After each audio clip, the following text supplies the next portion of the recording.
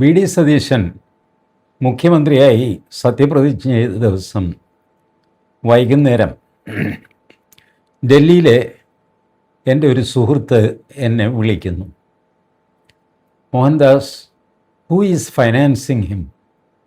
ഇതാണ് ചോദ്യം. V D സതീശനെ ഫൈനാൻസ് ചെയ്യുന്നത് ആര്? ഞാൻ പറഞ്ഞു, എനിക്കറിയില്ലപ്പാ.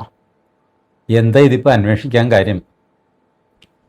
അപ്പോൾ അങ്ങേര് പറഞ്ഞു, കോൺഗ്രസ്സിൽ മുഖ്യമന്ത്രിയാകണമെങ്കിൽ കോടിക്കണക്കിന് രൂപ വേണം, തമാശ കളിയല്ല. നിങ്ങളുടെ വി ഡി സതീശൻ ഡൽഹിയിൽ അറിയപ്പെടുന്ന ഒരു കോൺഗ്രസ് നേതാവല്ല. ഡൽഹിയിൽ കേരളത്തിൽ വലിയ ഹീറോയാണെന്ന് ഇപ്പം ഞങ്ങൾ അറിയുന്നു. കെ സി വേണുഗോപാലിനെ ഞങ്ങൾക്കറിയാം. അങ്ങേര് AICCയുടെ ജനറൽ സെക്രട്ടറിയാണ്. ഒരുപാട് അവിടെ ഇവിടെയൊക്കെ പിടിപാടൊക്കെയുള്ള മനുഷ്യനാണ്. പക്ഷേ വി ഡി സതീശൻ അങ്ങനെയല്ല. രമേശ് ചെന്നിത്തലയും അവർക്കൊരല്പം പരിചയമുണ്ട്. ആ കോൺഗ്രസിൻ്റെ നിരീക്ഷകനായിട്ടൊക്കെ അവിടെ ഇവിടെ പോയി അല്പം ഡൽഹിയിൽ ആൾക്കാരൊക്കെ അറിയും. കോൺഗ്രസ്സുകാരുടെ ഇടയിൽ നന്നായിട്ട് അറിയും. കോൺഗ്രസ് അല്ലാത്തവരുടെ ഇടയ്ക്കും അല്പസ്വല്പമൊക്കെ അറിയും. എന്നാൽ വി ഡി സതീശനെ ഇവർക്ക് ആർക്കും അറിഞ്ഞൂടാ. അതുകൊണ്ട് വി ഡി സതീശൻ്റെ ഫൈനാൻഷ്യർ ആരാണെന്നാണ് അവർക്ക് അറിയേണ്ടത്. കാശ് കൊടുക്കുന്നത് ആര്? വി ഡി സതീശൻ മുഖ്യമന്ത്രി ആയെങ്കിൽ, അല്ലെങ്കിൽ ഒരു കൺസെൻസസ് കാൻഡിഡേറ്റ് ആയിട്ട്, അല്ലെങ്കിൽ അന്ന് ഇതായിരുന്നല്ലോ ജനവികാരം എന്ന് പറഞ്ഞു കഴിഞ്ഞാൽ വി ഡി സതീശൻ മുഖ്യമന്ത്രിയാകുക എന്നാണ് അർത്ഥം. അപ്പോൾ അത് ചാനലുകൾ മുഴുവൻ, പിന്നെ മുസ്ലിം ലീഗ് വരെ ആ ജനവികാരം വിഴുങ്ങി എന്നുള്ളിടത്താണ് അത്ഭുതം. മുസ്ലിം ലീഗ് വരെ വി ഡി സതീശനെ പിന്തുണച്ചു. അതിൻ്റെ പേരിൽ ചില്ലറ കശപിശ കോൺഗ്രസും മുസ്ലിം ലീഗും തമ്മിലുണ്ടായി. ഏതായാലും ഭൂരിപക്ഷം MLA-മാരുടെ പിന്തുണ ഉണ്ടായിട്ട് പോലും കെ സി വേണുഗോപാലിന് മുഖ്യമന്ത്രിയാവാൻ കഴിഞ്ഞില്ല. വളരെ സീനിയറായിട്ട് പോലും രമേശ് ചെന്നിത്തലയ്ക്ക് മുഖ്യമന്ത്രിയാവാൻ കഴിഞ്ഞില്ല. വി ഡി സതീശൻ മുഖ്യമന്ത്രിയായി. അത് അത്ര ഇന്നസെൻ്റായ ഒരു മുഖ്യമന്ത്രിയാകലായിരുന്നില്ല എന്നാണ് ഡൽഹിയിലെ എൻ്റെ സുഹൃത്തിൻ്റെ വിലയിരുത്തൽ. എൻ്റെ സുഹൃത്തിൻ്റെ കയ്യിൽ അല്പസ്വല്പം ഡൽഹിയിലെ പരിദൂഷണം പരിപാടി ഒക്കെ കയ്യിലുണ്ട്. അപ്പോൾ അങ്ങേരുടെ അടുത്ത് നിന്ന് ഇടയ്ക്കിടയ്ക്ക് ഞാൻ ചില വിവരങ്ങൾ ചോർത്താറുമുണ്ട്. അതിലല്പം കഴമ്പുണ്ട് എന്ന് തോന്നുന്നത് നിങ്ങളോട് പറയാറുമുണ്ട്. ചിലതൊക്കെ ഞാൻ തന്നെ അങ്ങ് വിഴുങ്ങും. കാരണം എനിക്കൊരു ബോധ്യം വരുന്നില്ല. അതുകൊണ്ട് എന്തുവായിക്കോട്ടെ, ഈ ചോദ്യം ഒരു $1 മില്യൺ ക്വസ്റ്റ്യനായിട്ട് എൻ്റെ മനസ്സിൽ കിടന്നിരുന്നു. അപ്പോൾ കുറച്ച് കഴിഞ്ഞപ്പോൾ വി ഡി സതീശൻ മംഗലാപുരത്തേക്ക് ഒരു ചാർട്ടേഡ് വിമാനത്തിൽ പോയെന്നും അത് അദാനിയുടെ chief executive officer, chief engineer, higher മാനേജ്മെൻറ്റിലുള്ള ഒരാളിനെ കാണാനായിരുന്നെന്നും ഒക്കെ പറഞ്ഞ് വാർത്ത വന്നു. അത് എനിക്ക് തോന്നുന്നു റിപ്പോർട്ടർ ചാനലാണ് ആദ്യം ബ്രേക്ക് ചെയ്തതെന്നാണ് എൻ്റെ ഓർമ്മ. മറ്റ് ചാനലുകൾ അതിന് കാര്യമായ ഒരു ലിഫ്റ്റൊന്നും കൊടുത്തില്ല ആ വാർത്തയ്ക്ക്. റിപ്പോർട്ടർ ചാനലും ഇത് ക്ലിക്കാവുന്നില്ല എന്ന് കണ്ടപ്പോൾ അവരങ്ങ് ഉപേക്ഷിച്ചു. പക്ഷേ ആ വീഡിയോയിൽ വി ഡി സതീശൻ പാൻറ്റും ഷർട്ടും ഒക്കെ ഇട്ട് കേരളീയ വേഷത്തിലേ അല്ല. വി ഡി സതീശനാണെന്ന് നമുക്കറിയാം, അതുകൊണ്ട് മലയാളിയാണെന്നറിയാം. അല്ലെങ്കിൽ മറ്റുള്ളവർക്ക് അറിയാനേ പറ്റില്ല. പാൻറ്റും ഷർട്ടും ഒക്കെ ഇട്ട് ഇൻസെർട്ട് ചെയ്ത് ബെൽറ്റൊക്കെ ഇട്ടാണ് വി ഡി സതീശൻ നിൽക്കുന്നത്. തരക്കേടൊന്നുമില്ല ആ വേഷത്തിന്. But he was looking more an executive than a politician. Anyway, ആ വീഡിയോ പുറത്തു വന്നു. ഇപ്പോൾ അത് അദാനിയുടെ ആളിനെ കണ്ടത് ഈ വിഴിഞ്ഞത്തെ ഏർപ്പാട് സംസാരിച്ച് ഫൈനലാക്കാനായിരുന്നു എന്നാണ് LDFൻ്റെ ആരോപണം. ആ ആരോപണത്തിൽ എനിക്കും വലിയ വിശ്വാസം തോന്നുന്നില്ല. കാരണം അങ്ങനൊരു വീഡിയോ ഉണ്ടാവുക, അത് അദാനിയുടെ ഭാഗത്തു നിന്നോ സതീശൻ്റെ ഭാഗത്തു നിന്നോ ലീക്ക് ചെയ്ത് പുറത്തു വരിക, ഇത് സാധ്യമല്ല. അപ്പോൾ അത് ലീക്ക് ചെയ്തത് ആരായിരിക്കണം? അത് ലീക്ക് ചെയ്തത് ഒന്നുകിൽ രമേശ് ചെന്നിത്തല ആയിരിക്കണം, അല്ലെങ്കിൽ കെ സി വേണുഗോപാലായിരിക്കണം. ഇനി വേഴ്സ്റ്റ് കേസ് മാർക്സിസ്റ്റ് പാർട്ടിയിൽ ആരെങ്കിലും കിട്ടിയിട്ട് അവർ ലീക്കാക്കിയതാവണം. ഈ ലീക്കാക്കിയ വീഡിയോ സാധാരണഗതിയിൽ മറ്റ് ചാനലുകൾ ആ അവസ്ഥയിൽ എടുക്കുകയില്ല. കാരണം ഏഷ്യാനെറ്റ്, മനോരമ, മാതൃഭൂമി ഇവരൊക്കെ ഒന്നടങ്കം വി ഡി സതീശന് വേണ്ടി ബാറ്റ് ചെയ്തുകൊണ്ടിരിക്കുന്ന സമയമാണ്. അപ്പോൾ ഒരു നെഗറ്റീവ് വീഡിയോ അതിനിടയ്ക്ക് അവർ വാർത്തയാക്കില്ല. അങ്ങനെ ആയിരിക്കണം ഇത് റിപ്പോർട്ടർ ചാനലിൻ്റെ കയ്യിൽ കിട്ടിയതും അവർ വാർത്തയാക്കിയതും. അവർ കടുത്ത കോൺഗ്രസ് വിരോധികളാണ്, BJP വിരോധികളാണ്, CPM അനുകൂലികളാണ്. പിന്നെ അവരുടെ മീറ്റ് ദ എഡിറ്റേഴ്സ് എന്നൊക്കെ പറഞ്ഞുള്ള ചർച്ചയിൽ ചില്ലറ അഭിപ്രായ വ്യത്യാസങ്ങൾ അവിടെ ഇവിടെയൊക്കെ പറയും. ഒരു ഷോയ്ക്കൊരു കൊഴുപ്പ് വരണമല്ലോ, അതിനുവേണ്ടി പറയുന്നതാണ്. ബട്ട് ബേസിക്കലി റിപ്പോർട്ടർ ചാനൽ പിൻ നോക്കാതെ CPMനെ പിന്തുണയ്ക്കുന്നൊരു ചാനലാണ്, നമുക്കെല്ലാവർക്കും അറിയാം. അതിൽ തെറ്റുമില്ല. എല്ലാ ചാനലുകളും ഓരോ രാഷ്ട്രീയ പാർട്ടികളെ പിന്തുണയ്ക്കുന്നു. അതാണ് കേരളത്തിലെ അവസ്ഥ. ഇനി അവർക്കിഷ്ടമുള്ള പാർട്ടിയിൽ എന്തെങ്കിലും സീരിയസ് ആയ അബദ്ധം കാണിച്ചു കഴിഞ്ഞാൽ അത് വിമർശിച്ചില്ലെങ്കിൽ മോശമല്ലേ ഒരു മാധ്യമം എന്നുള്ള നിലയ്ക്ക്. അതുകൊണ്ട് അവർ വിമർശിക്കും. അത് സ്നേഹബുദ്ധിയായുള്ള, നന്നാവാനുള്ള ഒരു വിമർശനമാണ്. ഇപ്പോൾ വി ഡി സതീശൻ ഈ കുഴപ്പത്തിൽ ചാടിയിരിക്കുന്നു. വിഴിഞ്ഞത്ത് നടക്കുന്നത് അത്ഭുതങ്ങളാണ്. കഴിഞ്ഞ ദിവസം ആണ് പത്രങ്ങളിലും ചാനലുകളും ഒക്കെ വാർത്ത വന്നത്, 13,000 കോടി രൂപയുടെ വിദേശ നിക്ഷേപം വിഴിഞ്ഞത്ത് വരുന്നു. അദാനി അങ്ങേരുടെ 49% ഷെയർ MSC എന്ന മെഡിറ്ററേനിയൻ ഷിപ്പിംഗ് കമ്പനിക്ക് വിറ്റ് 13,000 കോടി പോക്കറ്റിലാക്കുന്നു. അതാണ് നിക്ഷേപം. ഇത് മനോരമയുടെ ഫ്രണ്ട് പേജിൽ വലിയ വാർത്തയായി, ആഘോഷമായിട്ട് മാതൃഭൂമിയും മനോരമയും കവച്ച് വെച്ച് വാർത്തയാക്കി. ദീപിക വലിയ വാർത്തയായിരുന്നു. ഇന്ത്യൻ എക്സ്പ്രസ് ഫ്രണ്ട് പേജിൽ കൊടുത്തു, പക്ഷെ അല്പം ചെറുതായിരുന്നു വാർത്ത, ലീഡ് വാർത്തയായിരുന്നില്ല. ജന്മഭൂമി ലീഡ് വാർത്തയല്ല, രണ്ടാമത്തെ വാർത്തയല്ല, പക്ഷേ ഫ്രണ്ട് പേജിൽ കൊടുത്തു. എല്ലാവരും ഇതൊരു പോസിറ്റീവ് ഡെവലപ്മെൻ്റ് ആയിട്ടാണ്, ദേശാഭിമാനി പോലും അങ്ങനെയാണ് റിപ്പോർട്ട് ചെയ്തതെന്ന് ഞാൻ അറിയുന്നു. ദേശാഭിമാനി ഞാൻ കണ്ടിരുന്നില്ല, കാണാൻ പറ്റിയിരുന്നില്ല. ബട്ട് പറഞ്ഞു കേട്ട് ഞാൻ അറിഞ്ഞു അത് പിണറായി വിജയൻ്റെ അല്ലെങ്കിൽ LDF സർക്കാരിൻ്റെ ദീർഘവീക്ഷണത്തിൽ നിന്ന് ഇന്നിപ്പോൾ UDF സർക്കാരിൻ്റെ കീഴിൽ ഈ ഡെവലപ്മെൻറ്റ് വരുന്നു എന്നുള്ള അർത്ഥത്തിലാണ് അവർ റിപ്പോർട്ട് ചെയ്തത്. ഇപ്പോൾ അവർ ഷഡ്ഗവ്യത്തിലായി, അതിലെ ആശങ്ക എന്നൊക്കെ പറഞ്ഞാണ് ഇപ്പോൾ പത്രം ഇറങ്ങുന്നത്. എന്ത് ഭയങ്കോട്ടെ, സാമാന്യ ബുദ്ധിക്ക് നിരക്കുന്ന ഒരു കാര്യമല്ല അത് നടന്നത്. അദാനിയുടെ ഇൻവെസ്റ്റ്മെൻറ്റ് പത്രങ്ങൾ പറഞ്ഞിരിക്കുന്നത് ഏകദേശം 2,500 കോടിയാണ്. 2,500-നും 600-നും ഇടയ്ക്ക് 2,600 കോടി എന്ന് വെച്ചു. അതിൻ്റെ 49% എന്ന് പറഞ്ഞു കഴിഞ്ഞാൽ 1,300 അല്ലെങ്കിൽ 1,250 കോടി. 1,250 കോടിയുടെ ഷെയർ വിറ്റ് കഴിഞ്ഞാൽ 13,000 കോടി കിട്ടുമോ? അത്ര വലിയ അട്രാക്ഷനാണോ ഈ വിഴിഞ്ഞം തുറമുഖത്തിനുള്ളത്? എനിക്കറിയില്ല. നിങ്ങൾ പിന്തിരിഞ്ഞ് നോക്കുക. 2015 വിഴിഞ്ഞത്തിൻ്റെ ഈ ഒരു ടെമ്പോ ബിൽഡ് ചെയ്ത് വിഴിഞ്ഞം തുറമുഖം വന്നില്ലെങ്കിൽ കേരളം കടലിൽ മുങ്ങിപ്പോകും എന്നുള്ള രീതിയിൽ ടെമ്പോ ബിൽഡപ്പ് ഉണ്ടായി. നിങ്ങൾക്കറിയാമോ, കേരളത്തിൽ ഒരേ ഒരു പ്രോജക്റ്റ്, ഒറ്റ പ്രോജക്റ്റിനാണ് യേശുദാസ് പിന്തുണച്ച് സംസാരിച്ചത്. അത് വിഴിഞ്ഞം പ്രോജക്റ്റായിരുന്നു. അപ്പോൾ വിഴിഞ്ഞം പ്രോജക്റ്റിന് വേണ്ടി ക്യാമ്പയിൻ എത്ര ശക്തമായിരുന്നു നോക്കുക. ഈ ക്യാമ്പയിൻ തുടങ്ങിയത് പഴയ സൂര്യ TV-യിലുണ്ടായിരുന്ന എലിയാസ് ജോൺ എന്ന പത്രപ്രവർത്തകനാണ്. നല്ലൊരു പ്രോഗ്രാം അദ്ദേഹത്തിന് ഉണ്ടായിരുന്നു. ആഴ്ചയിലൊരിക്കലായിരുന്നു ആ പ്രോഗ്രാം. അതിൻ്റെ പേര് ഞാനിപ്പോൾ ഓർക്കുന്നില്ല, പലരും കണ്ടു കാണും. വളരെ സംഭ്രമജനകമായ, സ്തോഭജനകമായ വാർത്തകൾ, അതേസമയം നല്ല അവതരണം, കേൾക്കാൻ നല്ല ഭംഗി, ഇങ്ങനെയുള്ള പരിപാടിയായിരുന്നു അത്. അരമണിക്കൂർ പരിപാടി. അപ്പോൾ ഈ ഏലിയാസ് ജോണും കൂട്ടരും ഒക്കെയാണ് ആദ്യമായിട്ട് വിഴിഞ്ഞം പ്രോജക്റ്റിനെ പറ്റി, വിഴിഞ്ഞം പ്രോജക്റ്റ് വരണം, വിഴിഞ്ഞത്ത് തുറമുഖം വന്നു കഴിഞ്ഞാൽ കേരളം സ്വർഗരാജ്യമാകും എന്നൊക്കെ പറഞ്ഞു. ഞാനതിന് തെറ്റ് പറയുന്നില്ല. അവരാരെങ്കിലും അദാനിയുടെ കാശ് മേടിച്ച് അങ്ങനെ ചെയ്തു എന്നൊന്നും ഞാൻ പറയും.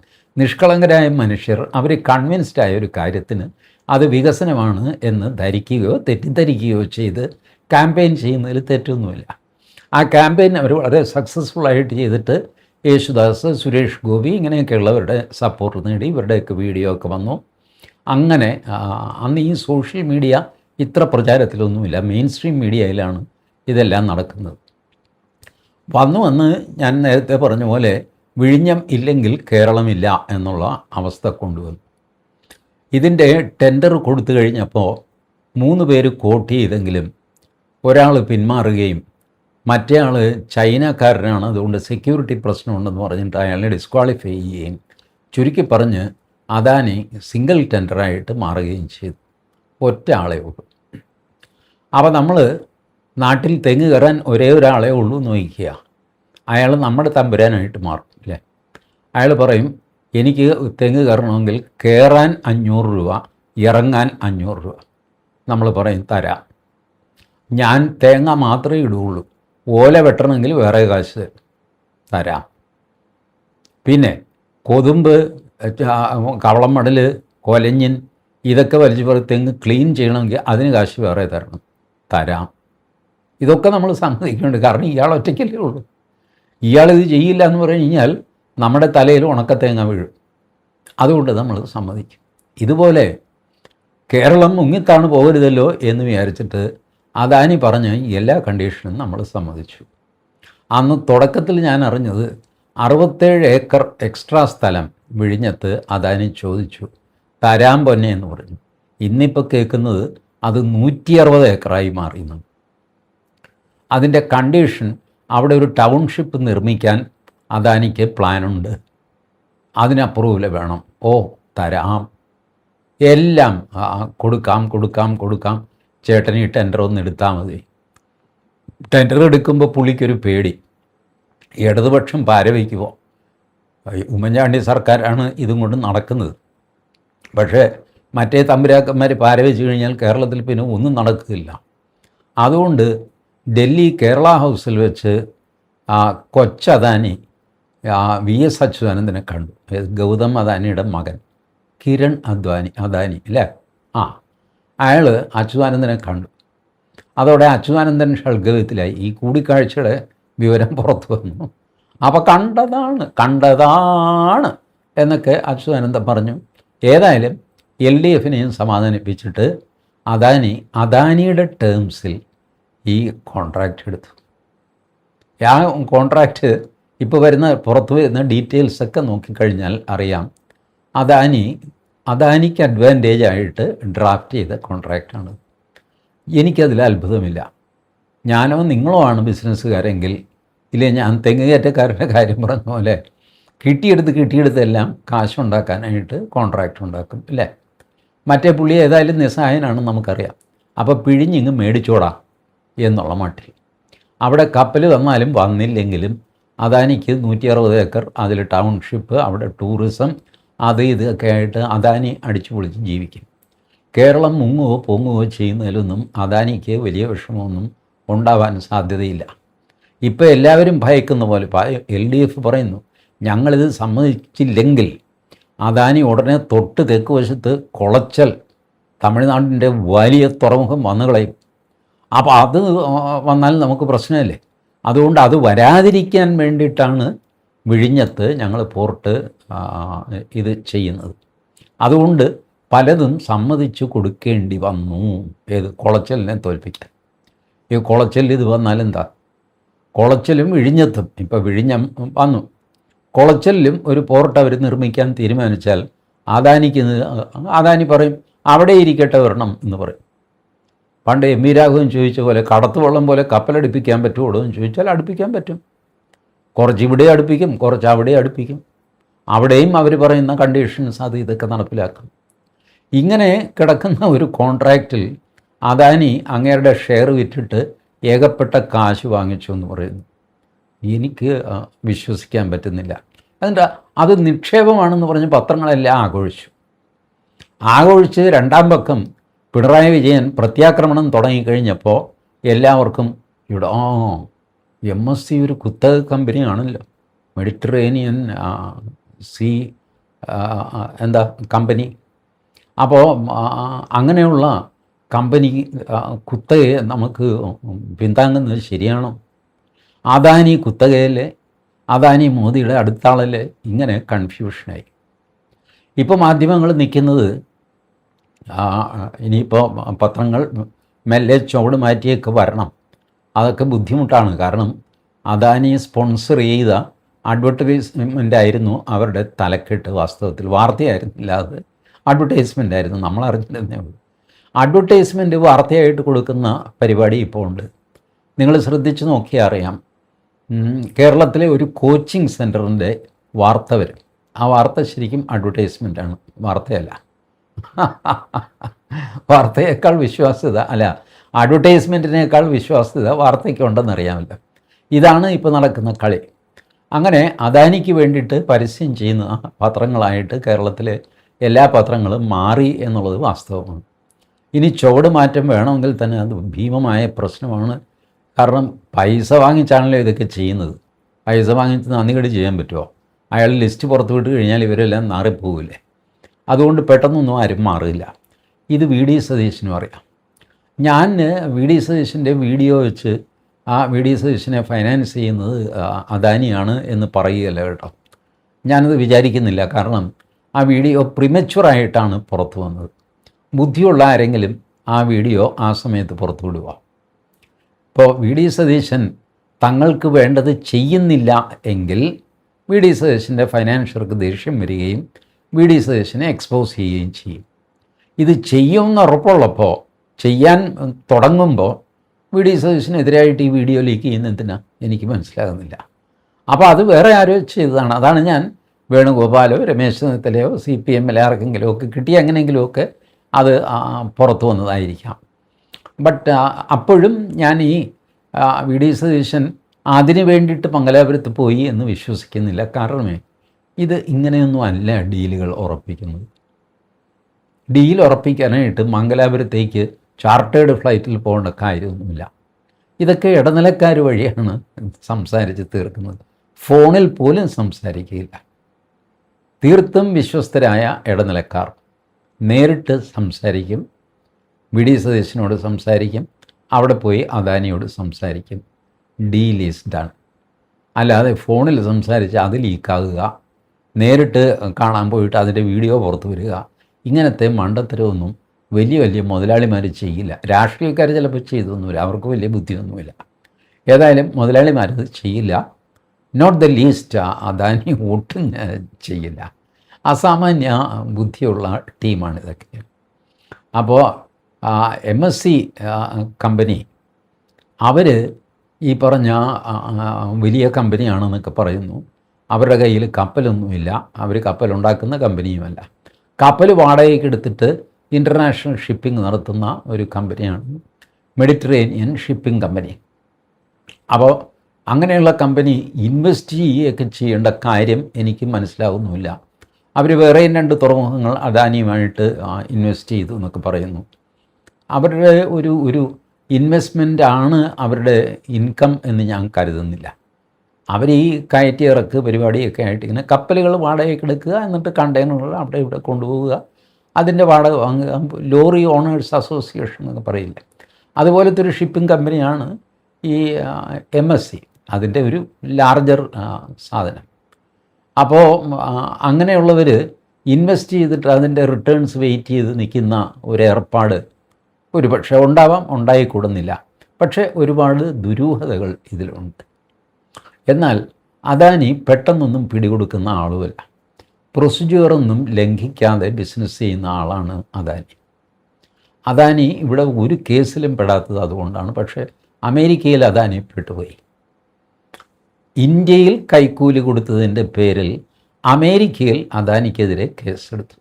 കൈക്കൂലി കൊടുത്തത് ഇന്ത്യയിൽ, കേസെടുത്തത് അമേരിക്കയിൽ. ഇതെങ്ങനെ സാധിക്കുമെന്ന് എനിക്കറിയില്ല, പക്ഷേ അവരെടുത്തു. അതിൽ നിന്ന് അദാനി ഊരി. അവിടെയൊക്കെ എന്ന് പറഞ്ഞാൽ ഈ കാശ് കൊടുത്തു കഴിഞ്ഞാൽ കുറ്റം കുറ്റമല്ലാതെയാകും. അതിപ്പോൾ അവരുടെ നിയമം തന്നെ അങ്ങനെയാണ്. കാശ് നീ അവർക്ക് കൊടുത്തില്ല, ഇവിടെയും മെയ് കുറയുന്നു.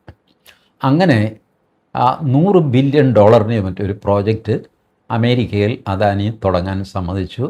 അങ്ങനെ കേസിൽ നിന്ന് അദാനി ഊരി. ഇതാണ് ഗൗതം അദാനി. ഞാൻ ആ മനുഷ്യനെ ചെറുതാക്കി കാണിക്കുകയില്ല. വൻകിട ബിസിനസ്സുകാർ ഇങ്ങനെയൊക്കെയാണ് പെരുമാറാറുള്ളത്. നമ്മൾ പൊട്ടന്മാരെ പോലെ ഇത് നോക്കിക്കൊണ്ടിരിക്കും. ഞാനിപ്പോഴും വിചാരിക്കുന്നത് വിഴിഞ്ഞം പ്രോജക്റ്റ് ഉടനെ ഒന്നും ലാഭത്തിലാവില്ല. അതുകൊണ്ടാണ് 60 വർഷം കൊടുത്തിരിക്കുന്നത്. 60 വർഷം, 2028 മുതൽ 40 വർഷത്തേക്ക് ആദ്യം, എന്നിട്ട് വിചാരിച്ച പെർഫോമൻസ് ഉണ്ടെങ്കിൽ അടുത്ത 20 വർഷം, അങ്ങനെ 60 വർഷം. അതായത് 2088 ആകുമ്പോൾ ഈ തുറമുഖം കേരളത്തിൻ്റെ സ്വന്തമാകും. ദൈവം സഹായിച്ച് ഞാനും ഉണ്ടാവില്ല, ഗൗതം അദാനിയും ഉണ്ടാവില്ല, വി ഡി സതീശനും ഉണ്ടാവില്ല 2058 വരെ. അതുകൊണ്ട് എന്ത് സംഭവിക്കും എന്ന് ആർക്കും അറിയില്ല. 2088 വരെയുള്ളൊരു കരാറിൽ എന്നാൽ വന്നാലും പോയാലും കേരളത്തിന് കിട്ടാൻ പോകുന്നത് അദാനിയുടെ വരുമാനത്തിൻ്റെ 1% ആണ്. ഭീകരമായ വരുമാനമല്ലേ, 1%. എന്നിട്ട് ഇത്തരം പ്രോജക്റ്റുകൾക്ക് ഗൗരവമില്ല എന്നറിയിക്കാനായിരിക്കും താരതമ്യേന ജൂനിയറായ IAS ഓഫീസറെയാണ് അവിടെ MD ആയിട്ട് വെച്ചിരുന്നത്. നമ്മളുടെ കേരളത്തിലെ മൗസുമി ചാറ്റർജി ഉണ്ടല്ലോ, ഇടംപല്ലുള്ള സുന്ദരിയായ IASകാരി, എന്താ അവരുടെ പേര്, ദിവ്യ S. അയ്യർ, നല്ല ആളാണ്. അപ്പോൾ അവരെയാണ് വെച്ചിരുന്നത്. ഇപ്പോൾ അവരെ മാറ്റിയിട്ട് വേറൊരാളെ വെച്ചു, അങ്ങേരുടെ പേര് എനിക്കറിയില്ല. ഏതായാലും അത്ര വലിയ വമ്പൻ IASകാരെ ഒന്നും അല്ല അവിടെ വയ്ക്കേണ്ട കാര്യമില്ല. കാരണം അദാനി ഇത് നടത്തിക്കൊണ്ട് പോകുന്ന കേരള സർക്കാരിൻ്റെ ഒരു പ്രതിനിധി അവിടെ ഉണ്ടായാൽ മതി. അതിപ്പോൾ IASകാരനാകണമെന്ന് തന്നെ ഇല്ല. അതിൻ്റെ MD എന്നൊക്കെ പറഞ്ഞിങ്ങനെ അവിടെ ഇരിക്കേണ്ട ജോലിയേ ഉള്ളൂ. ഇതാണ് കേരള സർക്കാരിൻ്റെ റോള്. ഈ റോളാണ് 2088 വരെ തുടരാൻ പോകുന്നത്. അതുകൊണ്ട് അദാനിക്ക് ചെക്ക് വയ്ക്കാൻ വി ഡി സതീശൻ സർക്കാരിന് സാധിക്കും എന്ന് ഞാൻ കരുതുന്നില്ല. വേണ്ടാത്തതിന് പോകാതിരിക്കുന്നതാണ് നല്ലത്. തല കൊണ്ടുപോയി അദാനിയുടെ കക്ഷത്തിൽ വെച്ചിട്ട് പിന്നെ വെറുതെ പിടഞ്ഞിട്ട് എന്ത് കാര്യം? അതുകൊണ്ട് സമാധാനമായിട്ട് ശരി, ഒരു പ്രോജക്റ്റ് നമ്മൾ കുത്തക മുതലാളിയുടെ കാൽക്കീഴിൽ വെച്ച് കൊടുത്തുപോയി. ഇനിയിപ്പോൾ എന്ത് ചെയ്യാനാ?